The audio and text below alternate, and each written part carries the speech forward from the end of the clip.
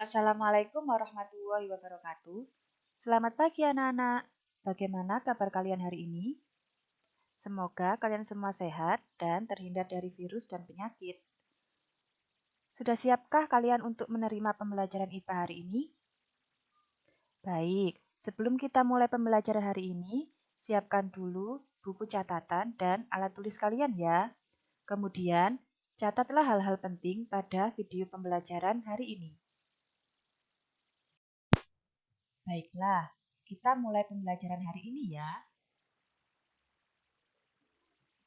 Apakah di kelasmu ada struktur organisasi kelas? Kemudian, apakah kamu terlibat dalam organisasi tersebut? Ternyata, jika diperhatikan, kamu merupakan bagian dari kelas. Kelas kamu merupakan bagian dari kelas 7. Dan kelas 7 merupakan bagian dari SMP Ar-Raudhah. Jika ditelusuri lebih dalam lagi, ternyata sekolahmu merupakan bagian dari sekolah-sekolah yang ada di daerah tempat tinggalmu. Nah, dari sini dapat kita tarik kesimpulan. Ternyata kamu merupakan unit terkecil dari organisasi sekolah di tempat tinggalmu. Sekarang, coba perhatikan tubuhmu. Apakah tubuhmu memiliki unit-unit penyusun? Untuk menjawab pertanyaan tersebut, maka kita akan mempelajari tentang sistem organisasi kehidupan. Sistem organisasi kehidupan dari tingkatan yang paling rendah tersusun atas sel. Sekelompok sel yang memiliki bentuk, susunan, dan fungsi yang sama akan membentuk suatu jaringan. Dari beberapa macam jaringan yang melakukan fungsi tertentu akan membentuk suatu organ. Berbagai macam organ yang menjalankan tugas tertentu akan membentuk suatu sistem organ. Semua sistem organ akan bekerja sama, melakukan fungsi hidup, dan akan membentuk suatu organisme. Nah, untuk pembelajaran kali ini, kita akan mempelajari lebih dalam lagi mengenai sel. Sel. Apa itu sel? Sel adalah unit struktural dan fungsional terkecil pada makhluk hidup. Karena ukurannya yang sangat kecil, maka sel dapat dilihat dengan menggunakan mikroskop.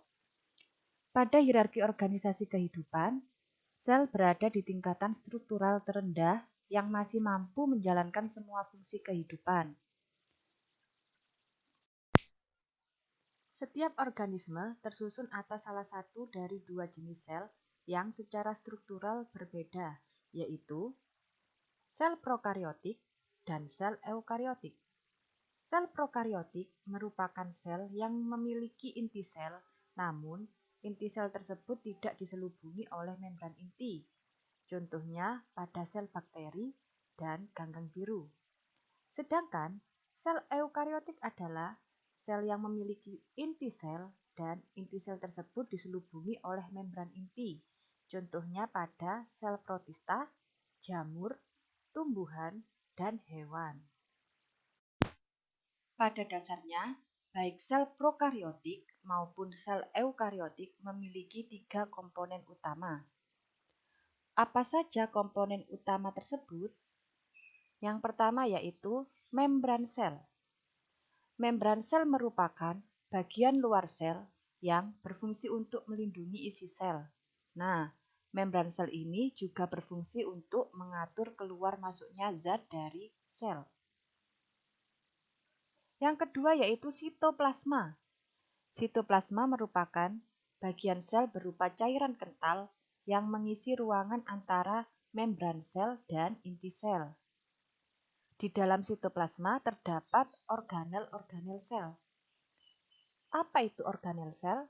Nah, organel sel ini merupakan benda padat yang terdapat di dalam sitoplasma. Fungsinya yaitu untuk menjalankan kehidupan sel. Nah, berikut adalah beberapa macam organel-organel sel. Yang pertama adalah nukleus atau inti sel. Yang kedua adalah retikulum endoplasma atau RE. Nah, retikulum endoplasma ini nanti dibagi menjadi dua, ada retikulum endoplasma kasar dan ada retikulum endoplasma halus. Selanjutnya ada ribosom, badan Golgi, kemudian lisosom, mitokondria, peroksisom, dinding sel, vakuola, plastida, sentriol, dan kloroplas. Nah, organel-organel sel ini tentunya memiliki fungsi yang berbeda-beda. Apa saja fungsi dari organel sel tersebut?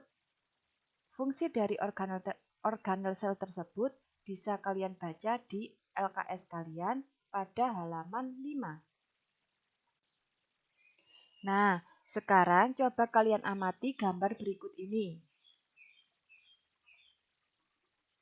Gambar berikut ini merupakan gambar sel tumbuhan dan gambar sel hewan. Coba kalian amati organel-organel sel yang membentuk sel tumbuhan dan organel-organel sel pada sel hewan. Coba kalian amati, manakah yang membedakan antara sel tumbuhan dan sel hewan?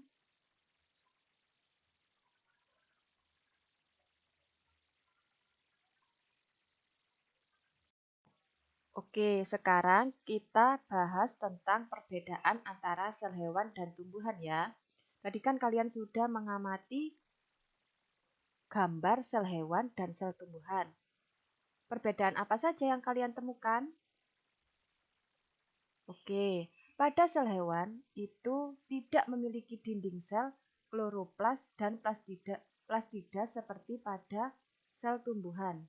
Sedangkan pada sel tumbuhan tidak memiliki lisosom dan sentriol seperti pada sel hewan. Nah, inilah yang membedakan antara sel hewan dan sel tumbuhan. Oke anak-anak, kita sekarang sudah berada di akhir pembelajaran hari ini. Nah, bagaimana pembelajaran hari ini? Apakah kalian sudah memahami tentang video pembelajaran hari ini?